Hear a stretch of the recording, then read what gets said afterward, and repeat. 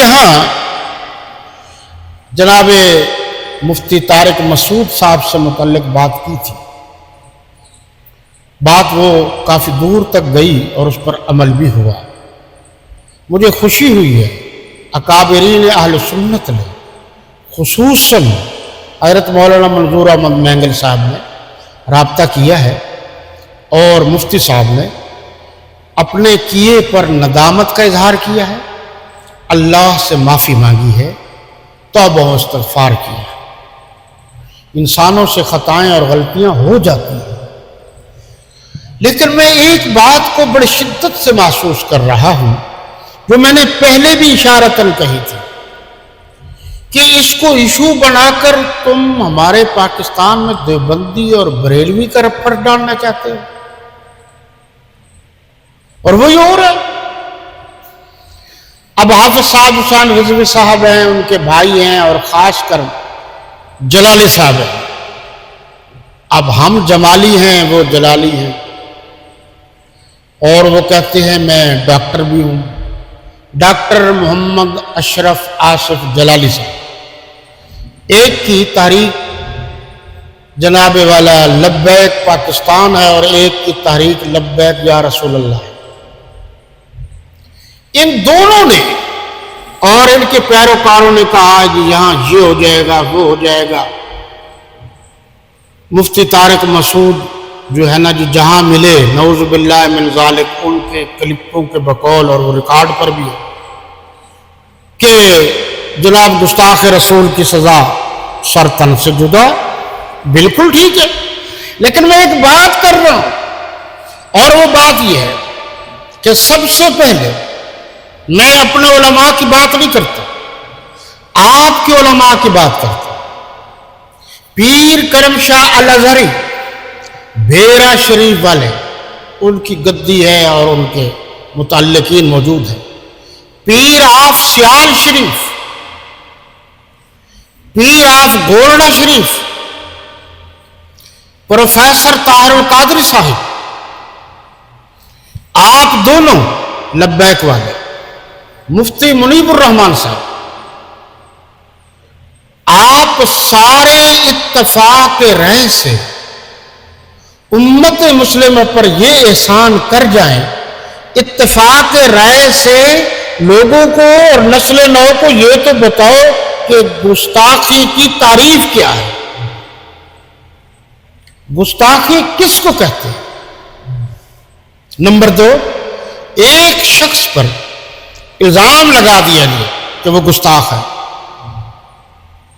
تو کم سے کم، میں باقیوں کی بات نہیں کرتا، کم سے کم آپ کا جتنا میں نے نام لیا یہ سارے کے سارے آپ اپنی ایک کمیٹی بنا لو، ایک ٹیم بنا لو جو اتفاق رائے سے ان سب کو، آپ کی متفقن علیہ بریلوی حضرات کی متفقن علیہ ٹیم، یہ اس کو بلائے یا آپ جائیں جو مناسب ہو، اور اس کو عدالتی شرعی اصول کے مطابق اس سے بات چیت کریں، اگر اس کی ریکارڈنگ کریں، اس کی تحریر کریں، گواہان کی موجودگی میں اس سے بات کی جائے، اور اگر اس پر وہ الزام ثابت ہوتا ہے جو الزام لگایا گیا، پھر آپ کی وکلاء کی ٹیم ہے، لیکن اصول کے مطابق میں تو پھر کہتا ہوں، اگرچہ اس پر بھی وہ ناراض ہو جائیں گے، اور امکان اس بات کا ہے کہ میری دلیل کو جواب دلیل کی دینے کی بجائے مفتی صاحب کہیں فتوی صادر نہ کر دیں، کیونکہ وہ دیکھتے نہیں ہیں، وہ آج کل ان کو جنون ہے بس مجھ سے کوئی مناظرہ کرے۔ وہ بیچارہ ڈاکٹر ذاکر نائک آ رہا ہے، پوری دنیا کا مانا ہوا عالم ہے، اس کو ادیان باطلہ کا علم ہے، اور وہ خیر سے مسلمانوں سے بھی کبھی اس نے مناظرہ نہیں کیا، غیر مسلموں سے مناظرہ کرتے، اس کو بھی کہتے ہیں ہم سے مناظرہ کر لو۔ پھر مناظرہ کا انجام کیا ہوتا ہے؟ مجادلہ، لڑائی، جھگڑا، فساد۔ اچھا خیر، ان لوگوں کا ظرف ہے، میں تو ایک دلیل کی بات کر رہا ہوں۔ یہ تمام جو ہیں خاص کر گدی نشین جو ہیں، یہ گدیوں والے بزرگ جو ہیں، میری بات پر غور کریں. اگر میری بات غلط ہے تو ریجیکٹ کر دیں.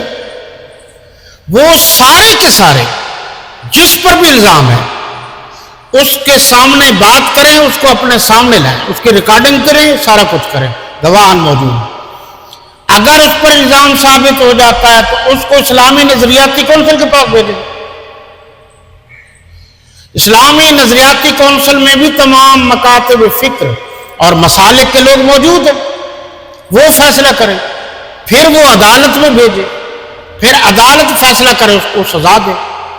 سزا دینا حکومتوں کا کام ہے، سزا دینا عدلیہ کا کام ہے، سزا دینا ہر ایک کا کام نہیں. اس طرح تو جو آپ کا مخالف ہوگا آپ کسی ذریعے سے الزام لگوا کر اس کو مار دیں گے. پھر ذاتی دشمنیاں ہیں، پھر مالی معاملات ہیں، ایک دوسرے پر الزام تراشیاں ہوتے ہیں، رشتہ داریوں کے معاملات ہیں. پھر آپ کیا کریں گے؟ تو آپ تو تحقیق ہی نہیں کرتے. آپ میں اتنا غصہ ہے، آپ کو نعوذ باللہ من ذالک نبی تو نہیں ہے اس دور کے، نعوذ باللہ من ذالک صحابی تو نہیں ہے اس دور کے، آپ مولوی ہیں. مولوی ہونے کے ناطے آپ اپنا فرض نبھائیں. یہ میرے ساتھ ہوا کہ کچھ شاگرد آ گئے پرانے اور انہوں نے کہا جی فلاں قادیانی ہے. تو میں نے کہا کون کون؟ فلاں فلاں. جب میں نے تحقیق کی اس نے میرے ساتھ سے روزہ بھی لگایا ہوا تھا. تو میں نے کہا یار کیسے؟ میں خود چلا گیا. میں تحقیق بڑی کرتا ہوں، میں ایسے نہیں جاتا، کسی کی باتوں میں نہیں آتا. تحقیق کی تو وہ بندہ وہی تھا جو میں نے سمجھا تھا. ان کا لین دین کا جھگڑا تھا، لین دین کے جھگڑے کو مجھ تک لائے کہ یہ قادیانیوں کے خلاف ہے، اس لیے کہا جی وہ قادیانی ہے، یہ ہمارا ساتھ دے گا، لڑے گا، جھگڑے گا، ہمارے پیسے آ جائیں. جبکہ سارا جھوٹ تھا. کسی پر ظلم و زیادتی کرنے کی اسلام میں اجازت نہیں ہے. اشرف صاحب، آپ صرف کتابوں کے حوالے جانتے ہیں، دکھاتے ہیں. یاد رکھنا کتابوں کے چکروں میں پڑ گئے تو قیامت تک کوئی مسئلہ حل نہیں ہو سکتا. فَإِن تَنَازَعْتُمْ فِي شَيْءٍ فَرُدُّوهُ إِلَى اللَّهِ وَالرَّسُولِ. قرآن کہتے ہیں اگر تمہارا کسی مسئلے میں اختلاف ہو جائے تو اللہ اور اس کے رسول سے رجوع کیجیے. تو آپ ایک امت مسلمہ پر احسان کر جائیں، نسل نو پر احسان کر جائیں. آئندہ بھی متفق علیہ کوئی کمیٹی تو ہو جو فیصلہ کرے، اور پھر جب یہ متفق علیہ کمیٹی فیصلہ کرے گی تو اس کے اثرات پڑتے ہیں حکومت پر. اب قادیانیوں سے متعلق جتنے معاملات ہیں تمام مسلمان متفق تھے، تب جا کر وہ مسئلہ حل ہوا. امید ہے کہ آپ میری بات پر جو ہے نا توجہ کریں گے.